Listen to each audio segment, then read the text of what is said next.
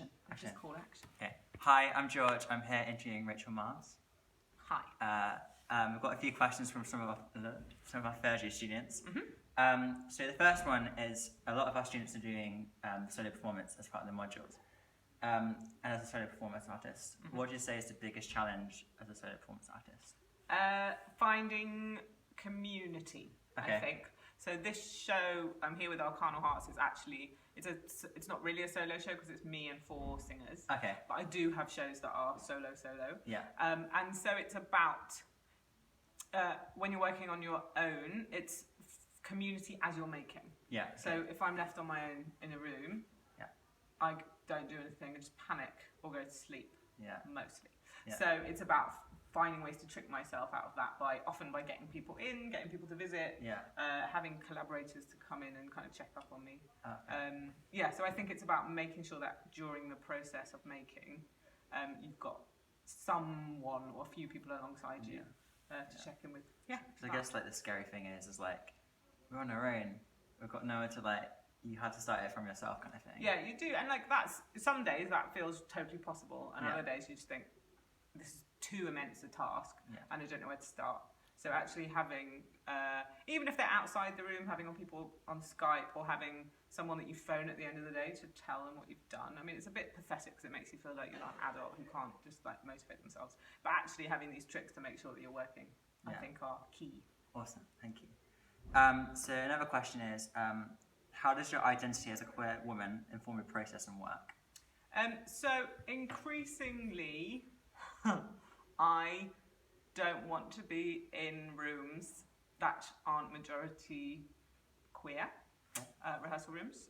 If I'm setting, if I have the power to decide who's in the room with me, I like to have a bunch of queeros with me as part of a process. If I've been the one to raise the money, then I want to make sure that I'm giving that money out to mainly women who are underrepresented or queer people that are underrepresented. So it's about kind of knowing that as a white middle-class queer woman, I can access a certain amount of funding, and then making sure that I sort of share that out.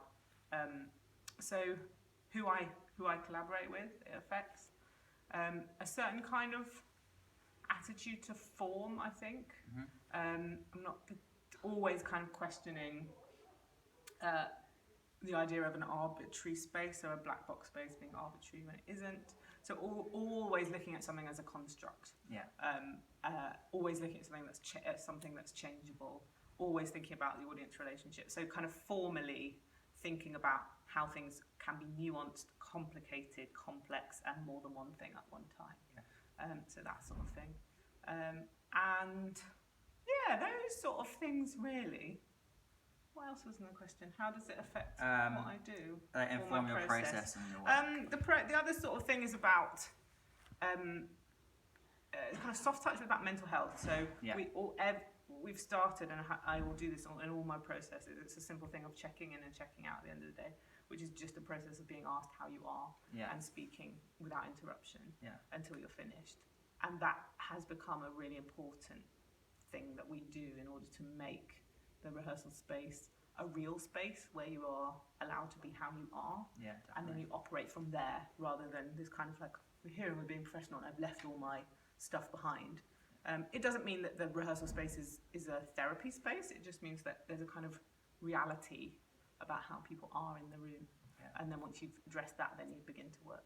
So it's really interesting that you mentioned mental health, because obviously that's such a pressing issue at the moment. And like some of us, so we have cycles, so some of us are doing directing. So I guess it's really important to kind of check in with your cast at the start of like, you just find your thing this way, and then it kind of clears it, and then you go into it. And then you know how people are in the room. Awesome. It kind of, I think, avoids quite a lot of conflict that way, because then you understand where you're all at. Yeah, awesome.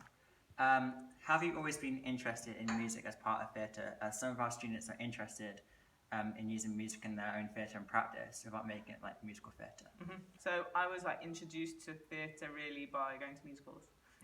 So like Cats and shit like that. Love musicals, love the manipulation of music. Hadn't really had the kind of opportunity to work with music it's always been important, but it's always just been like whacking a track on, and knowing that is quite a manipulative, like it massively affects mood. Yeah. But this way of working with live music is something that's new for this project.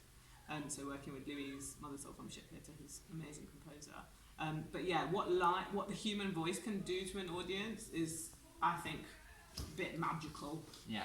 In terms of how it makes you feel, and therefore how you can kind of play with what you want an audience to feel. Yeah. Right. Yeah. But yeah, musical's wicked. Yeah. Absolutely. And it was about comedy, wasn't it? And influences. Yeah. So how does comedy kind of influence your work?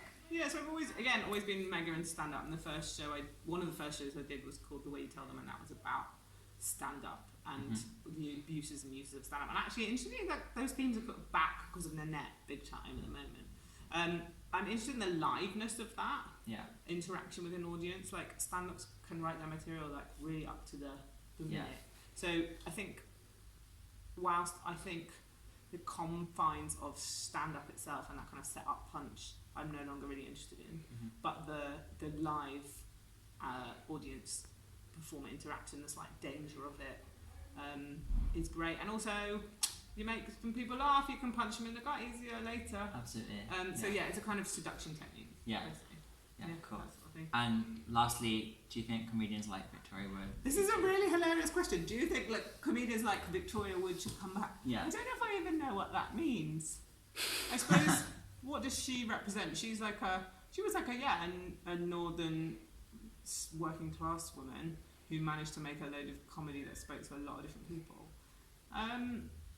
Possibly. I guess she was political, like in her own way. Don't really know how to answer that question. I feel like we're in a kind of transition post Nanette about what comedy is, who gets to make it, what its problems are, and who is allowed to be the butt of the joke. Cis white men, hopefully. We don't always like that. Cool. Yeah. Well, thank you very much. Pleasure. For answering the questions. Yes. Nice shirt, nice trousers. Thank you so much. Cheers.